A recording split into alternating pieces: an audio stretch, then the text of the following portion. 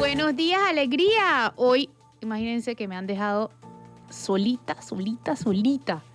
Atenógenes como que me chifió y Guido creo que se quedó dormido. Así que estoy sola, pues. ¿Qué vamos a hacer? Pero... Y entonces, Alex, háblame, que no me gusta hablar sola. Yo creo que se están descobrando, como te fuiste de vacaciones un par de días. Buenos días, Floria, a todos los oyentes. Déjalos correr. Creo que se están descobrando, como tú fuiste de vacaciones unos días, ahora y que vamos a dejarla sola. Ellos están poniéndome a prueba. Adelante. Bueno, yo voy a empezar el programa con el invitado que ya tenemos aquí al aire. Y es un invitado de los mejores que podemos tener porque hay muchos temas que hablar. Tenemos el tema de la salida del procurador Ulloa, tenemos el silencio del presidente, tenemos el tema de los albergues y muchas otras cosas más, porque la corrupción sigue, las medidas sanitarias son las mismas, o sea, tenemos muchísimo pasando. Entonces, tenemos a Rodrigo. Hola, Rodrigo. Hola, Flor. Buen día. ¿Cómo estás? Bienvenido a tu programa Cuarto Poder, Rodrigo. Quería hablar contigo sobre la salida del procurador Ulloa. ¿Cuál es tu opinión al respecto? Hay cada vez más teorías de por qué salió, pero no tenemos confirmación de ninguna de ellas por parte de nadie, ni del presidente, ni del propio procurador. Claro que sí, Flor. Primero quería felicitarte por la entrevista de ayer de Domingo Barrios. Fue de verdad conmovedora e inspiradora. Y creo que debemos repetirla más a menudo. Gracias. Respecto a lo del procurador, yo creo que sí, en la calle, en el mercado negro de información, hay bastantes teorías sobre lo que le pasó. Desde que se intentaba o se aproximaba a mandar a pedir la detención de ciertos personajes, hasta el otro extremo que no se atrevió a detener ciertos personajes. Hay la versión de que una zapatilla le mandó un abogado muy conocido para presionarlo sobre unas vistas fiscales. La respuesta no pudo ser la que la zapatilla quería y se fue. Hay otra versión de que los amigos que firmaron el acuerdo binacional para crear un centro regional de operaciones aeronavales y un equipo de trabajo controlado de enero no gustaban de él, y así sucesivamente. Los que saben la verdad son por lo menos 3 personas: el procurador Ulloa, el presidente, que lo presionó, y quien sea que ordenó la presión. Y posiblemente Nito Cortizo sepa algo de esto también. La crisis es gravísimo, sobre todo porque esta semana Panamá apareció en las 2 listas que no quieres estar. Sí. Y ese es un mensaje muy claro, o sea, son estos detalles, son estos aspectos. La justicia. Panamá no se ha condenado a nadie por blanqueo de capitales. Tenemos una legislación impresionante, ¿eh? Se cambió el Código Penal para castigar esto prácticamente con la silla eléctrica. Y, sin embargo, no hay nadie... No hay condenas significativas. No, para nada. Y tampoco, por supuesto, no hay bancos cerrados, no hay firmas de abogados, etcétera. El procurador suplente, que el lunes se convierte en procurador encargado, él tiene alguna experiencia con Mossack Fonseca. Aparentemente, después del allanamiento de Mossack Fonseca y aquello, lo mandaron a hibernar a Siberia, a Colón, y esto de alguna forma es un repago, ¿no?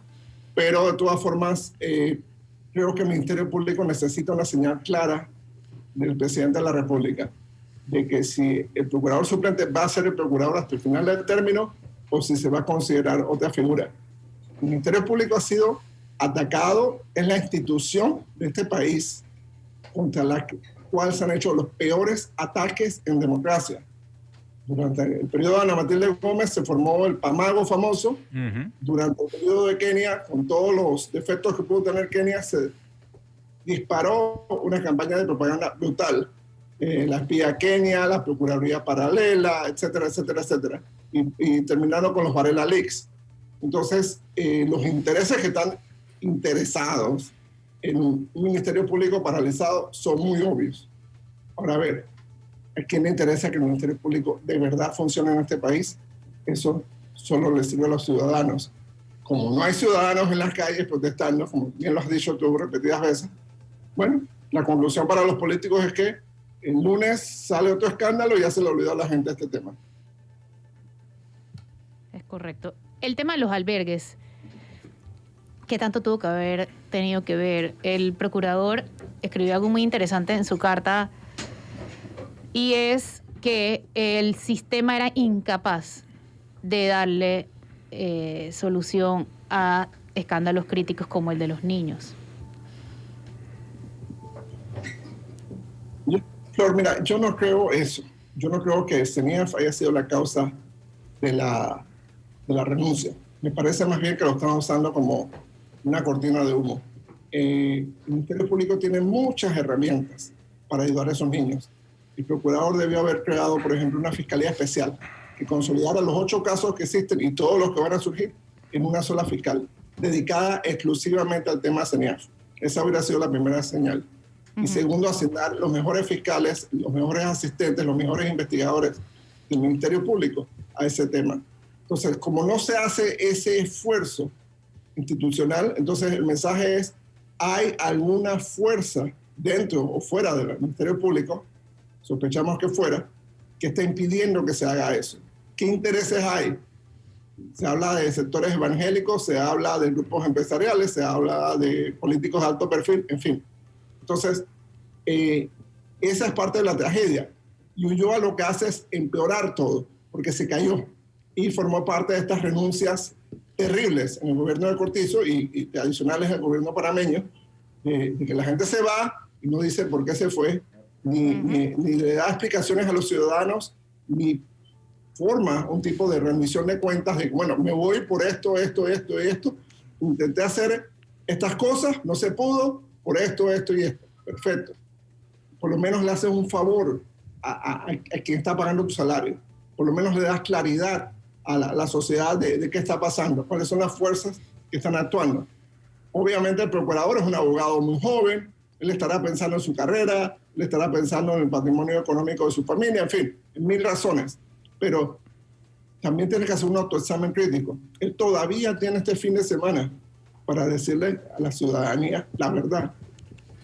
No esperamos de él que sea lo mismo que Rosario Turner.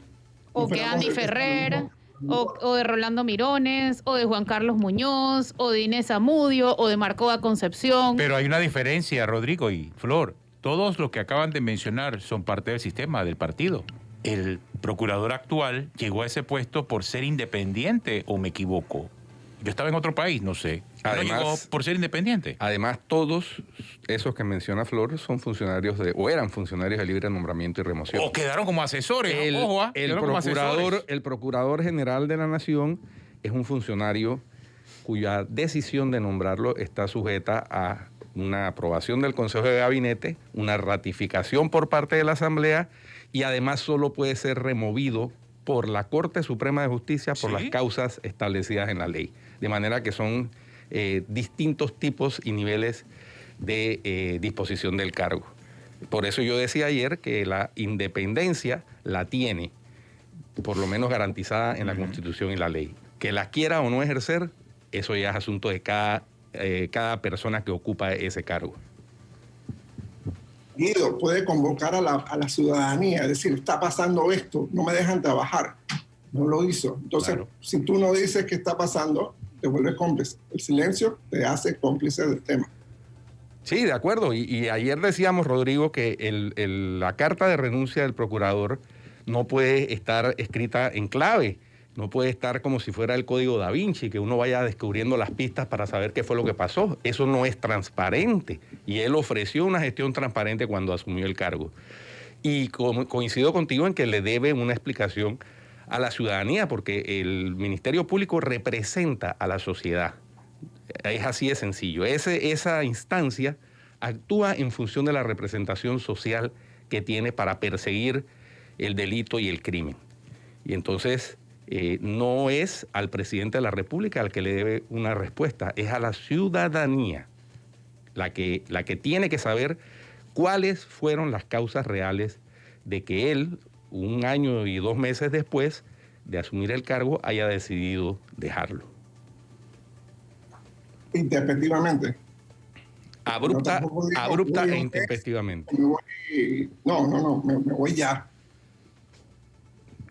Oye, Rodrigo, sí quedó algo en el tintero que pasaste muy por encimita, y es que esta versión de que el sistema no puede garantizar el bienestar de la niñez puede haber sido un simple desvío de atención y no necesariamente el fondo del problema. Porque era el tema de moda y él dejó esa línea y la soltó y bueno, suelto la bomba y me voy para... Sí, pero a lo mejor eso simple y sencillamente es un señuelo y no necesariamente es lo que realmente pasó, es lo que interpreto lo que decías, ¿no? Sí, correcto. Yo pienso que fue una cortina de humo. Fue un proceso de acumulación de cosas. Como le mencionaba a Flor, él es un abogado joven. Él estará pensando en su futuro, en el patrimonio de su familia, etcétera, y va a decir, no me voy a quemar por esto. Y no tengo piso político, no tengo respaldo de nadie, pero él no ha hecho ningún gesto con la opinión pública, con la sociedad civil, para buscar ese respaldo, para decir, miren, esto es lo que está pasando. No les voy a dar las interioridades de los casos, pero está pasando X, Y, Z cosas. Sí, y por ejemplo, él habló de juicios mediáticos, él habló de el sistema que era funesto, y él habló de algo más que no me acuerdo. Bueno, y del sacrificio familiar. Exacto, y el sacrificio familiar. Yo podría decir que el sacrificio familiar y el sistema los conocía perfectamente antes de entrar al cargo. Y en cuanto a los juicios mediáticos, también, digo, si había estado pendiente alguna vez de las noticias, hubiera sabido que los medios exigen información. ¿Por qué? Porque la ciudadanía la necesita. Entonces... Y ¿sabes por qué se es su antecesora? O sea, entonces... Yo pienso que realmente esta es una carta que nos habla de una cortina de humo. Hay otra cosa o cosas que están detrás de esto. Como explorábamos con Flor, hay un póker de hipótesis, desde las buenas hasta las malas, y ese es el problema. Quedamos con el síndrome de la sospecha. Y los ciudadanos necesitamos la información. Necesitamos saber por qué se van los funcionarios, por qué los destituyen, por qué renuncian. Todavía estoy esperando que Andy Ferrer nos diga por qué se fue. Rosario Turner, por qué se fue. O sea, es imposible vivir en una sociedad con tanta incertidumbre sobre la cuestión pública. Ahora bien, Rodrigo, ¿y quién pudiese agarrar ese puesto? ¿Qué piensas tú? ¿Alguien pudiese ¿Quién te parecería apto para el cargo en este momento con estas circunstancias? Mira, yo creo que aunque tuviésemos a Jerónimo Mejía o a Tania Sterling en ese cargo, si no hay un cambio estructural en la política del presidente de la República, en la política del Ejecutivo con respecto a la justicia, va a ser por gusto, va a ser una cadena de frustración. O sea, ¿tú crees que desde adentro no se va a poder hacer nada? Sí se puede hacer mucho, pero el mucho que se tiene que hacer, el mucho más que se tiene que hacer, no se va a poder hacer. Si no hay de verdad un compromiso del Estado, de toda la sociedad con la justicia, no va a pasar nada. Al Ministerio Público pidió casi 200 millones de presupuesto. Le cortaron 55. Bueno, sigue es pandemia, no sé qué. El año anterior le cortaron 30. Sí, o sea, de todos los años. Realmente no hay un compromiso con la justicia. Y esos son nombramientos de fiscales, compra de vehículos, equipo de investigación, computadoras, etcétera, etcétera, etcétera. Entonces, por eso es que tenemos la justicia que tenemos. No queremos invertir en esto. No queremos invertir en esto. Por eso tenemos audiencias para el 2023. Y cuidado que vamos a empezar a tener en 2 o 3 meses audiencias en el 2024. Porque el sistema no tiene capacidad. El sistema está agobiado, está azotado, entonces no queremos invertir en la justicia y bueno, tenemos la justicia que estamos pagando. Rodrigo, hay quienes plantean que hay esta renuncia intempestiva del procurador Eduardo Ulloa, lo que viene a plantear o a ratificar es una crisis institucional, no solamente en la justicia, sino a nivel general, y que esa crisis institucional debe ser abordada con una refundación de la República, lo que implica necesariamente una nueva estructura constitucional. Es decir, la convocatoria a una asamblea constituyente, de acuerdo con lo que establece la Constitución actual, sería una constituyente paralela, es decir, que no afecta el funcionamiento de los órganos del Estado actuales, sino que cuyas decisiones o cuya redacción del texto constitucional es a futuro, es decir, a partir del año 2024, si se si se convoca y se produce este cambio constitucional en este periodo constitucional. ¿Tu opinión al respecto? Yo respaldo esa tesis. El problema de Panamá es un problema estructural. Desde 1999 la clase política cayó en un franco deterioro. ¿Por qué? Porque en ese año, independientemente de la elección de Mireya Moscoso, los diputados se dieron cuenta del poder que tenían. Ustedes recordarán, a lo mejor Flores estaba en el Jardín de la Infancia, pero ustedes recordarán que ese fue el año en que hubo una disputa por la presidencia de la Asamblea y hubo ofertas de hasta $1 millón y un diputado durmió en el sofá de otro, etcétera, etcétera, para cuidar con quién se iba a DM la NES de Lai. Y al final ella se fue con los panameñistas y le dio gobernabilidad a Mireya Moscoso. Entonces, en ese año se evidenció más la cultura transaccional de los diputados. En el gobierno de Martinelli, pues los diputados fueron reyes, vendían sus votos como si fuera el mercado de la Bolsa de Valores. El gobierno de Varela, creo que los panameñistas cometieron un gravísimo error a negociar partidas por votos. Al final les explotó en la cara y tampoco tuvieron la gobernabilidad que necesitaban. Y hoy en día esos monstruitos tienen dominados y secuestrados al PRD. Entonces hay que darles más. Y ustedes están viendo en todas las instituciones del gobierno, se está despidiendo gente por una puerta, y por otro lado llegan los recomendados de los diputados. O los convencionales de los partidos. O los convencionales de los partidos, que hay un traslape fundamental. Los diputados están creando corregimientos y distritos para asegurarse su reelección. Esto no es por eficiencia de las políticas públicas o por servicio administrativo, no. Esto es para asegurarse su reelección. Entonces, ellos no están pensando ni siquiera en su propio partido, están pensando en su propio futuro. Y eso es lo más terrible de todo. Entonces, hay que quitarles el juguete. Y para quitarles el juguete se necesita una constituyente. Y ese es apenas un solo aspecto. Está el aspecto de la justicia, está el aspecto del centralismo en Panamá, está el aspecto de los derechos humanos, en fin. Pero esa es una razón fundamental por la que no podemos irnos por reformas por vías de la Asamblea Nacional, porque los diputados no se van a quitar el poder. Entonces necesitamos una Asamblea Constituyente. Claro, pero la pregunta es, ¿y quién se puede ganar esa Asamblea Constituyente dadas las condiciones actuales? Porque es que al final se va a tratar de eso. Porque si son los mismos partidos tradicionales, si es el señor Ricardo Martinelli, o sea, van a pujar todos para ganarse esa constituyente, Rodrigo. Habría que ver también cómo reglamenta el Tribunal Electoral la elección de los constituyentes, porque ahí puede estar la clave. Como históricamente lo he hecho, a favor de los partidos políticos. Ahí puede estar la clave. Esa es la clave de lo que pueda surgir de esa Asamblea Nacional Constituyente establecida en el marco del artículo 314 de la Constitución. Acúsenme de ingenuo, pero yo creo que se puede formar una coalición ciudadana para la constituyente y se pueden conseguir los votos. Se pueden conseguir los votos no para los 60 constituyentes, pero que tengas 20, 25 constituyentes. Haces toda la diferencia. Haces toda la diferencia. Pero, tienes que tener la mayoría. Pero tú piensas, mira, hay movimiento, por ejemplo, de Cambio Democrático, del señor Rómulo Rux, que está interesadísimo en este tema de la constituyente. Y ellos como partido, pero ellos como partido pueden poner el medio millón de firmas que se necesita para que haya constituyente. Pero ellos como partido también puede ser que lideren esa propuesta constituyente. ¿Me explico?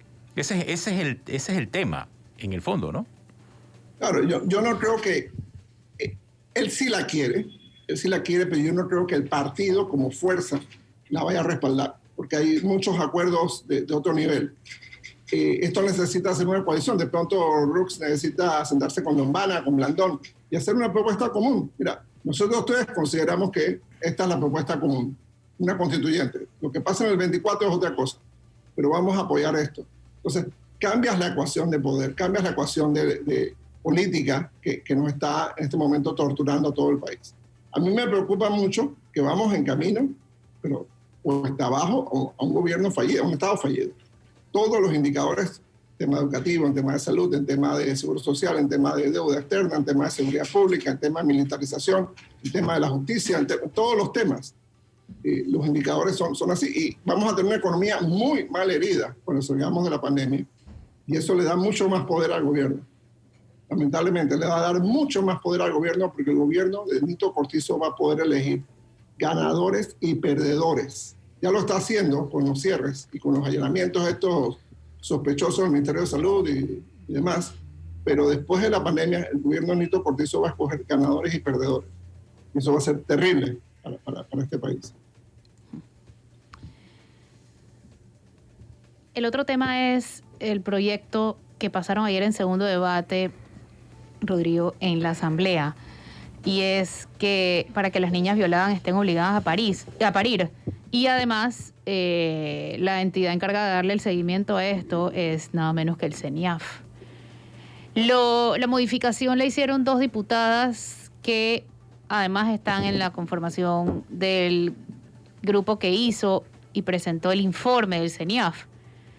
¿Crees que hay algo atrás como impulsar la agenda fundamentalista y por eso sacan el informe del CENIAF?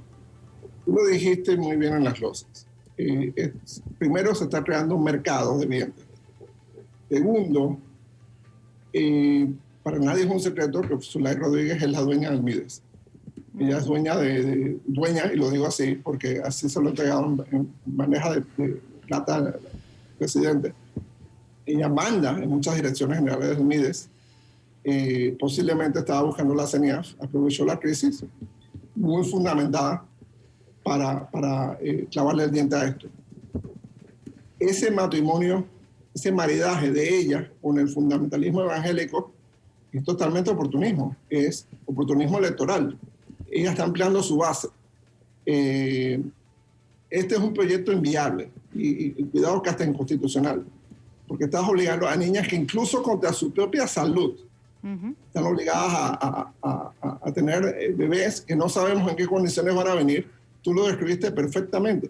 Una niña de 9 años, de 10 años, de 11 años no está en condiciones de parir. Entonces, el daño físico, emocional, psicológico que va a sufrir, no sabemos cómo va a venir esa criatura al mundo. Entonces, esta obsesión de buscar lo que en inglés llaman los red button issues, o sea, los temas del botón rojo, ¿no? que movilizan a la población. Yo estoy en contra del aborto y voy a obligar a las niñas violadas a que den a luz sus hijos. Eso es canalla, eso es verdad canalla e inhumano. Y encima de dárselo a CENIAF, digo, el chiste se explica solo. Sí, a mí eso me ha dejado muy impresionada. No, es que además es esa disposición aprobada ayer riñe directamente con una de las causales de despenalización del aborto que está vigente en el Código Penal, que es precisamente cuando el producto sea de una violación, cuando el fruto de ese embarazo sea producto de una violación. Entonces, eso refleja también que no hay estudio ni análisis en los encargados de legislar en este país, para que haya un criterio mínimamente consultado y unificado con la legislación vigente. Y no, es simplemente al impulso de las iniciativas que quién sabe qué factores ocultos o inconfesables tengan en el fondo, ¿no? Evidentemente hay un tema de fundamentalismo religioso, eso no es secreto para nadie. Hay bandos inscritos en eso, prácticamente al estilo de las cruzadas del medioevo, pero así no se puede legislar en un país que intente ser medianamente serio en el proceso de salir del subdesarrollo. Totalmente de acuerdo, Guido. El otro tema es la propuesta de Zulay Rodríguez de activarse contra los extranjeros. Y es que quiere modificar la ley que le permita a los extranjeros entrar al país con $500 y subir ese monto entonces a $3,000. ¿Eso tiene sentido? Por supuesto que no, Flor. Mira, cuando yo me fui a estudiar a Estados Unidos, yo tenía $80 en la cartera. Y llegué, pagué mi taxi y cuando llegué a la universidad, ahí había un cheque para mis estudios. A Panamá vienen estudiantes, vienen visitantes, vienen turistas, vienen empresarios, vienen gente a trabajar decente y honestamente. Entonces, ¿sabes qué va a pasar, Flor? Lo que ya está pasando hoy en día con los $500. En Paso Canoa o en el aeropuerto de Tocumen va a haber alguien que te presta el dinero, lo metes en tu cartera, pasaste migración y lo tienes que devolver o vas a tener que ser un esclavo por un año. Termina creando más corrupción. Por supuesto. ¿Qué pasa si por alguna razón yo tengo $2,987 en la cartera? Me faltaron 13. No puede entrar. O el oficial de migración me va a decir, bueno, pasa acá un salve. Normas Estás creando unas oportunidades de corrupción y de explotación. Normas absurdas, nuevamente. Legislar con base en los impulsos y en las pasiones y no con base en las razones.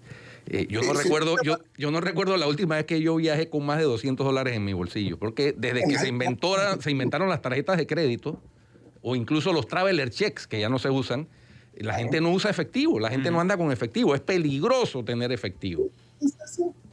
No, y no solo esto, o sea, digo, es obvio que Zulay Rodríguez sabe lo que ella está haciendo y por qué lo está haciendo.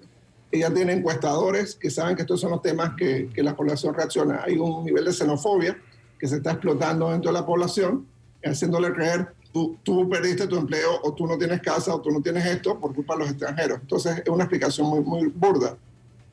La data es convincente. Si tú vas al sistema penitenciario, menos del 8% de los privados de libertad son extranjeros. Entonces, supuestamente, según la teoría de Zulay, los extranjeros son culpables de todos los delitos en Panamá, pero la data dice lo contrario. Pero bueno, esa discusión nunca la vamos a tener con la asamblea que tenemos. Una discusión científica, responsable. ¿Qué pasa cuando tú exiges esos $500? Bueno, los mochileros alemanes, canadienses, estadounidenses que hay en Costa Rica no van a cruzar la frontera. Y esos son claves para el turismo. Vamos a tener turistas japoneses o de Corea, de estos que visitan 3 o 4 países de América Latina. Bueno, ellos no cargan efectivo, como he seguido, ellos cargan tarjeta de crédito. Bueno, no pueden entrar a Panamá. Entonces, ¿saben lo que eso termina haciendo? Pues vamos a matar el turismo. Que es en el fondo, me imagino que la idea de Zulay es provocar caos, provocar pobreza para que esos discursos fundamentalistas peguen, porque la gente cuando se desespera le hace caso a cualquier fundamentalista, cualquier mesías que viene y dice, es que tus problemas son culpa de X, Y y Z. Listo, ya, eso me explicó todo. Yo estoy en mi condición porque un extranjero tiene un puesto de trabajo, o vende arepas, o es gerente de la transnacional. En fin, o sea, esa es parte de la discusión que necesitamos tener en esta sociedad. La vieja táctica de alborotar las aguas para pescar en río revuelto. Totalmente. Pues sí. El otro tema es la vacunación. La vacunación de personas que no están en la primera línea de atención a los pacientes. Mira, yo no sabía que ser bombero voluntario daba tantos beneficios. Bombero honorario, perdón. Yo tampoco. Hubiera aceptado el rango que me iba a dar. Es que ahora cualquier persona con plata o con ganas de figurar o que se quiera uniformar porque qué lindo. Te lo para tomarse la regalan. foto, te regalan el cargo. Te llaman. Lo hacen, ¿sabes qué? Lo hacen Te como llaman. a modo publicitario. Miren, y honestamente, y eso está ocurriendo hace rato con los bomberos. O sea, llaman a los periodistas, llaman a todo el mundo. Oye, ¿tú quieres un rango? Sí, espérate, es de un oficial, Así de es. mayor, capitán. Yo nunca lo acepté. Es un irrespeto para el contra bombero. los que sí, de verdad, se arriesgan su vida. Y también uno debe tener algo de dignidad. Claro. Si sabes que realmente en tu vida has apagado un fuego, ¿para qué sales por ahí haciendo show, tirándote de edificio como hace el otro? O sea, realmente eso es inaceptable. Ahora, el aceptarlo y peor, el estar ofreciéndolo por parte de los bomberos. Sí, pero eso no tiene nada que ver. Y además eso es viejísimo, lo de los rangos honorarios. Cada vez es peor, Guido. Pero ahora estamos viendo las consecuencias. No, eso no tiene nada que ver. Y ayer el comandante del cuerpo de bomberos explicó que no tiene nada que ver que figuren en la lista de bomberos voluntarios determinadas personas con la vacunación. Estás en la lista de vacunación. Exacto. Sí, pero de acuerdo a la fase en que le corresponde a cada uno. Igual que los Benicio Robinson funcionarios... estaba en la lista de vacunarse ayer. Sí, pero no eres bombero, no. Guido. Sí estaba en la lista, eres Guido. bombero. No. El director, y lo explicó en Telemetro además. Sí. El director Lo del vimos. el comandante en jefe. Pero adivina que no eres bombero. El punto es que si se va a vacunar a los bomberos y a los policías, si eres bombero, si apagas fuego, si estás arriesgando tu vida, estás en la primera línea, oye, vacúnenlo. Pero a los honorarios no, ellos Por que esperen su supuesto. punto y tu Oye, fila. pero eso fue lo que dijo el Ese es el comandante. punto. Eso fue lo que dijo el comandante, que independientemente de que estén en la lista de bomberos voluntarios, honorarios Es o que como no se tiene quiera, que vacunarse. no serán vacunados, sino en la fase en que les toca. No tiene que vacunarse nadie que no esté en la fuerza de tarea conjunta. Tú no puedes vacunar a un administrativo del Seguro Social pero como sí, también pasó Como ayer. está pasando. Estamos de pasando, acuerdo, hombre. pero si estamos de acuerdo, Pero eso fue lo que dijo el director de los bomberos. Entonces el director de los bomberos es un mentiroso, pues. Bueno, yo no sé, Guido. No, pregunto. O sea, ¿cómo No. así? El director de los bomberos dijo, los señores sí figuran por ser bomberos honorarios en la Bueno. lista de los miembros de los bomberos honorarios. Claro, pero no creo la significa confusión. que no van a Exacto. ser vacunados. Eso no significa que van a ser vacunados en Pero la fase creo la que no les confusión. corresponde. Estaba en Pero la la lista aclaró. ayer. Exacto, La pero creo. aclaró. Y sabemos que no se vacunó porque él mismo emitió un comunicado. señor Qué Benicio bueno que le Robinson. creíste al tipo, pues.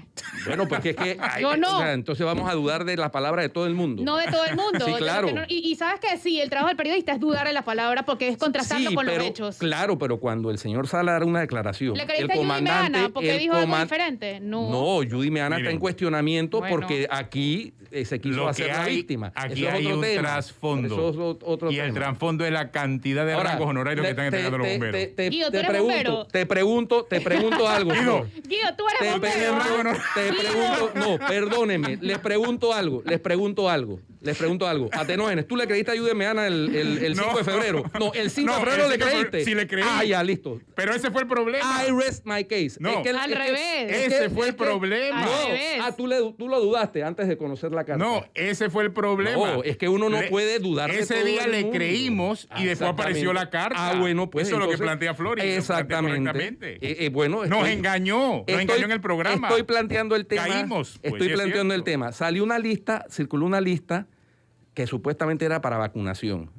El comandante en jefe del cuerpo de bomberos negó que los señores bomberos honorarios, quien sea, vayan a ser vacunados en la fase de la primera línea. Ya. Entonces nos dudamos, sí, fueron vacunados. El No, señor- no. Ya, Estoy bueno, pues. diciendo que dudó. listo. Es Yo que- te estoy diciendo que el tipo estaba en la lista ayer y que si no se vacunó ayer. En una fue lista por que el no show. sabemos cuál es el origen. Y además- que Ay. circuló en redes sociales. Sí, pero es que las cosas son como son. Y Flor. además hay un problema de fondo Sí, que, si es le que vamos los a hacer bomberos caso- están regalando rangos y ese es otro problema. Eso es otro tema. Eso no tiene nada que ver con la No, vacunación. no, son dos cosas. Vamos a cambio, que Alex nos está haciendo ceñitas. Gracias, Rodrigo. Un abrazo. Chao.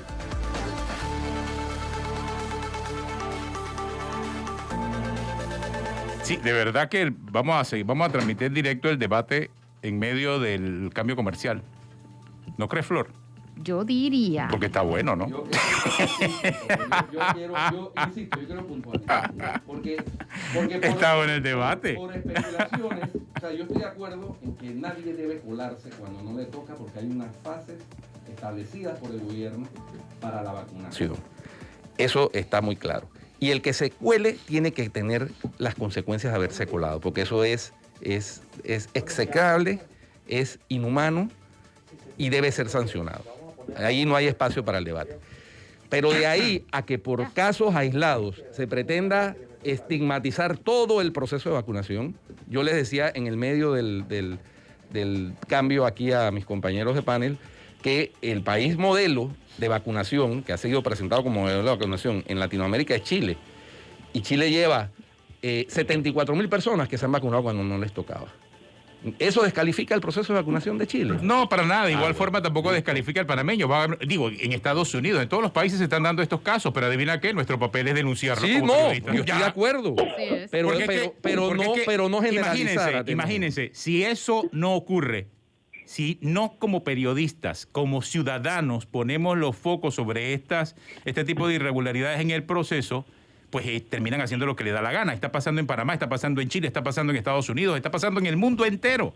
Claro, lo que se espera son sanciones para aquellos que tratan de jugarle vivo al sistema. Estamos de acuerdo. Ese es el O sea, punto. ahí no hay y espacio para nuestro el debate. trabajo es ese. O sea, para eso tenemos un programa de opinión. Estamos de acuerdo. Digo, Atenógenes. analizamos eso. Aquí no venimos a defender a nadie. Ojo. No, ni yo estoy defendiendo No, a nadie. aquí no venimos a defender a nadie. Yo estoy defendiendo. Aquí venimos a yo estoy- criticar lo que está Sí, mal de acuerdo. y a Opinar. reconocer ¿Va bien o para mal a opinar? exactamente A opinar, cuando también pero se hacen las cosas bien. Pero la opinión tiene que ser ponderada. No puede ser, Bueno, no puede pero ser eso- como las leyes de Zulay al No, sentir pero- de las pasiones. ¿Pero qué estás diciendo? Que nosotros estamos diciendo, haciendo su live, yo los no Zulay del estoy, periodismo. yo no estoy diciendo, pero Dios, Flor, yo cuando he dicho eso, yo simplemente estoy diciendo, circuló una lista de unos bomberos honorarios o voluntarios o yo no sé qué, y el comandante en jefe de los bomberos negó que esas personas vayan a ser Bueno, ya, vacunadas. tú le creíste. quedó claro. Por amén por ti. supuesto, Quedó claro. por Ya. supuesto que le creí. Ya, está bien, vamos, pues. vamos con nuestra próxima invitada, Jenny Barb.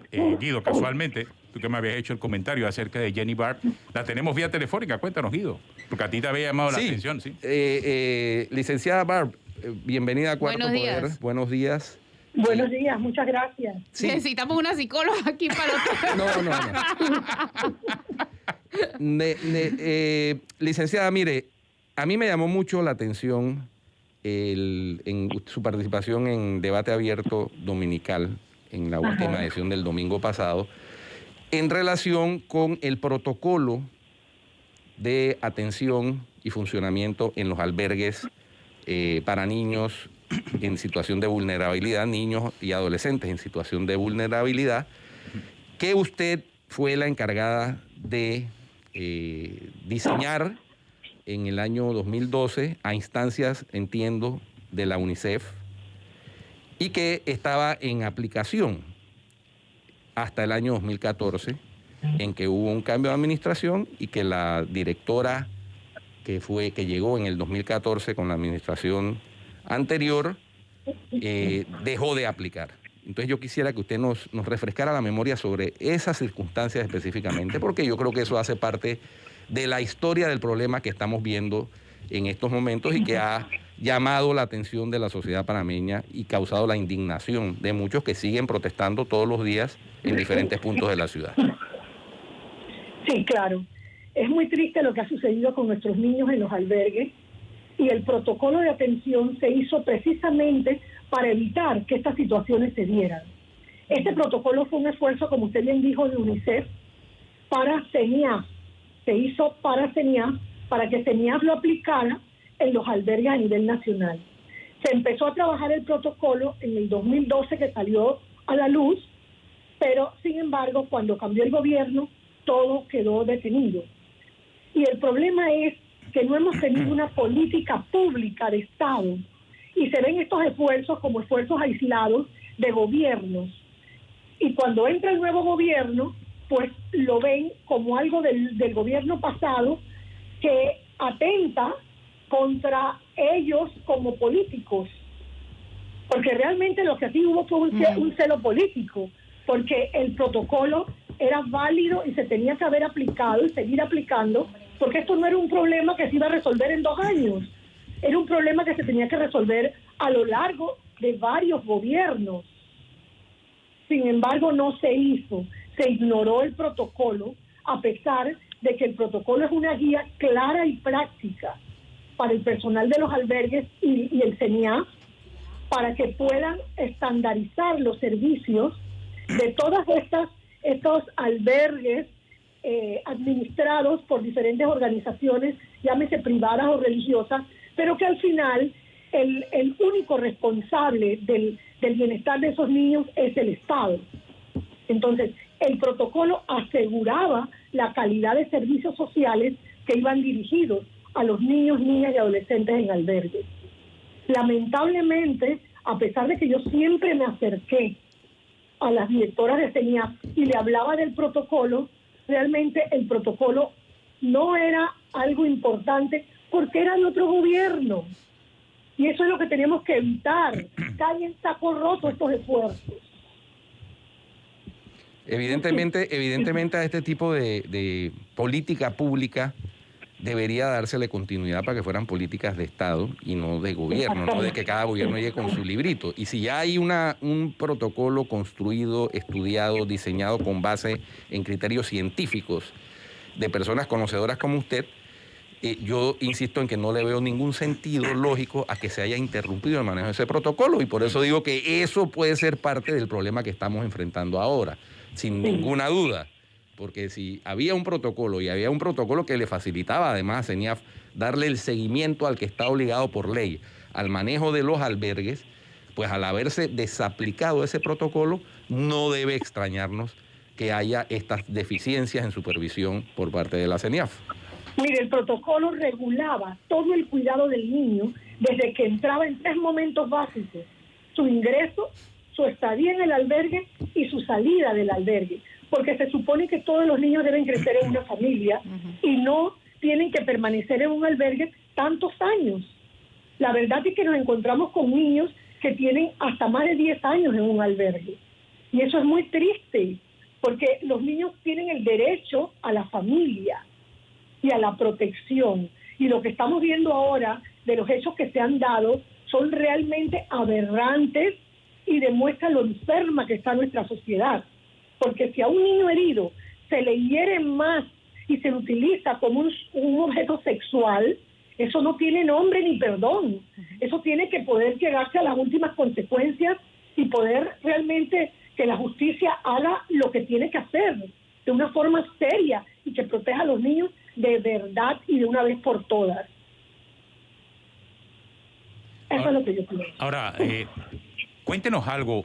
¿Cuál sería su recomendación frente a lo que ahora se ha vuelto un escándalo? Y se ha vuelto un escándalo por las circunstancias puntuales del momento, pero por lo que hemos visto, es algo que está pasando y que el sistema adolece de esas fallas desde hace muchos años y que al parecer pues a nadie le ha importado. ¿Qué piensa usted, Jenny?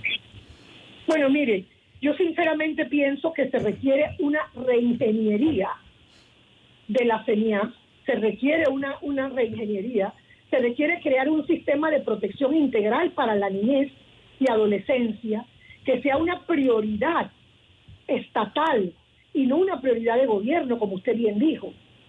Se necesita crear una ley de protección integral para la niñez y adolescencia, y que esta ley también reglamente todos los esfuerzos que se hacen en materia de protección de niñez. Por supuesto que también es necesario aumentar el presupuesto de inversión pública para la protección de niñez. Pero en todo caso, licenciada, sería entender qué es lo que hay, porque en este momento ni siquiera sabemos el presupuesto que se le destina a cada albergue, ni siquiera sabemos los albergues que cerraron. Ayer yo tenía un debate con dos personas que están involucradas en este tema. Una de ellas alegaba que necesitamos saber dónde están los niños, no los nombres, pero los albergues donde están, para poder saber si los están atendiendo como se lo merecen. Por otro lado, la otra persona decía no, porque es revictimizarlos, incluso conocer dónde están. ¿Qué piensa usted? Bueno, nosotros, lo que pasa es que ya la sociedad no confía en los esfuerzos estatales. Ese es el problema. La sociedad no confía. Entonces la sociedad quiere saber dónde están los niños para saber si están siendo atendidos. Ya las autoridades de CENIAF dijeron que están siendo atendidos. Pero como antes estaban siendo cuidados y no fueron cuidados, la sociedad desconfía. Es por eso que la sociedad quiere saber. Obviamente hay que proteger la identidad del niño, eso es importantísimo, pero yo pienso que no hay que tener ese secretismo. ¿Cuáles fueron los albergues? ¿Dónde están los niños? ¿Quiénes fueron los agresores? ¿Por qué ese secretismo? Y hay muchos problemas como se está manejando este caso. Es decir, esto debería realmente salir a la luz pública, porque si nosotros no defendemos a la niñez, ¿quién lo va a hacer? Ellos no pueden defenderse solos. Nosotros como sociedad tenemos que ver por los niños y ser las voces de esos niños. Entonces, es importante saber qué tipo de tratamiento están teniendo los niños, quién los está atendiendo, dónde están esos niños y tener la seguridad de que los niños están mejor, están siendo mejor cuidados, están siendo mejor tratados. Porque como dije hace un momento, la sociedad ya no está creyendo en los esfuerzos estatales por semejante desastre que se dio con los albergues. Es más que un escándalo, es la destrucción de vidas de niños que estaban al cuidado del Estado. Gracias, licenciada Jenny Barr, presidenta de la Fundación Unidos por la Niñez, aquí en Cuarto Poder. Gracias, licenciada, que tenga buen día. Una pausa, regresamos.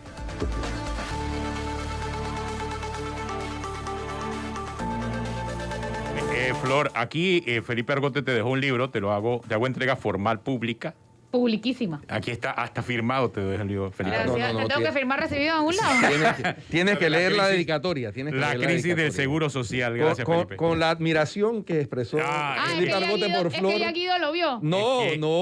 Es que Felipe, la admiración pública que Felipe Argote expresó el primer día que lo entrevistamos. Felipe es tu fan número uno. O sea, yo tenía que hacerlo público porque si no, Felipe no me creía que te entregaba el libro. Se lo quedó. Oye, a partir del lunes estamos en RPC Televisión. Y a partir del lunes tenemos nuevo procurador. Sí, porque ya el Encargado. presidente de la República aceptó la renuncia, que era lo que Ajá. faltaba. O sea que entendería que ya, colorín colorado, esta historia No. se ha acabado y No. nunca entendemos qué No, pasó. ¿o qué? no, no. Yo insisto en que el procurador todavía tiene que decir por qué Sí. renunció. Por ¿Quién lo supuesto. presionó? ¿Quién lo presionó? ¿Por qué lo presionó? Si recibió amenazas de muerte contra su familia, como planteó Flor la hipótesis, Ajá. pues tiene que decirlo también. Pero es que no puede irse como si nada hubiera pasado. Y porque Esto no puede eso quedar en así- un comunicado, es la No renuncia del puede, procurador, no no puede, di que ni- subdirector de una dirección ni de un ni ministerio. en una carta escrita en clave. Y él no es igual al resto de los otros funcionarios que han renunciado, insisto. No es. Él no es igual. No es igual. Él no puede ser Por supuesto igual que ni a no. Andy Ferrer ni a la doctora Turner, porque ellos son miembros de una estructura política. Así Correcto. El señor acá es independiente y se esperaba mucho de él. ¿Por qué renunció? Esa es la pregunta que todo el mundo se es. hace. Independiente y llegó a un cargo que le garantizaba ejercerlo con independencia. Y llegó Por lo con- menos en la parte de la Y estructura lo más importante, constitucional y legal. debe pensar también en su reputación de aquí en adelante, porque él va a seguir viviendo aquí en Panamá. Eso es verdad. Pero bueno, que tengan buen fin de semana, nos vemos el lunes. Nos vemos el lunes y recuerden en RPC Televisión a las 8 de la mañana. Y también en radio. Y así en que- radio, seguimos Y en en RPC Telemetro Televisión y Radio aquí en Telemetro en Radio. transmisión simultánea. Así es. Chao. Hasta el lunes. Hasta Chao. luego.